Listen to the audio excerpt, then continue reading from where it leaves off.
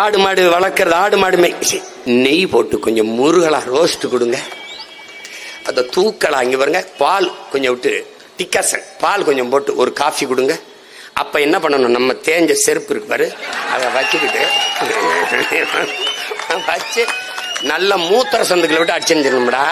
என் பங்காளி வடிவேல் சொன்ன பாய்த்தியக்காரன் நாயே நாயே, மாடு ஆடு வளர்க்கு டை பகவான் பகவான் எங்க மாயோன் மேய்ச்சிருக்கான்டா, நபிகள் நாயகம் மேய்ச்சிருக்காரா, இறைமகன் இயேசு, இறை தூதர் நபிகள், எங்கள் இறை. நீ சொல்ற கிருஷ்ண பரமாத்மா மேய்ச்சிருக்காரா? பைத்தியக்கார பயல, மாடு ஆடும் கால்நடை செல்வங்களடா பைத்தியக்கார பல முட்டாப்பல. அவன் பைத்தியக்காரன் சொல்றாடா, மரத்துக்கு ஓட்டா இருக்கு, மரத்துக்கிட்ட போய் சிமா பேசிருக்கானு. என் ஓட்டு மரத்துக்கிட்ட இல்லடா, என் உயிர் மரத்துக்கிட்ட இருக்குடா, அதனாலதான்டா நான் அதோட பேசிக்கிறேன். பைத்தியக்காரன். இந்த அறிவியல் உயிரியல் உண்மையை உணராத நீ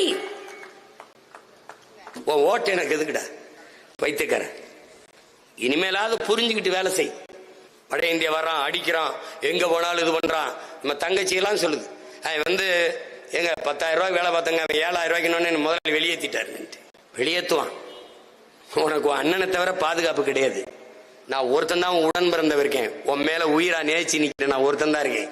நீ என்ன வெறுத்தாலும் நான் உன்னை நேசிப்பேன். ஏன்? உன்னை வெறுப்பவர்கள் யாராகவும் இருக்கலாம், நேசிப்பவன் நீயாகிறேன் என்ற அன்னை தெரேசாவின் கோட்பாட்டை ஏற்றவன்.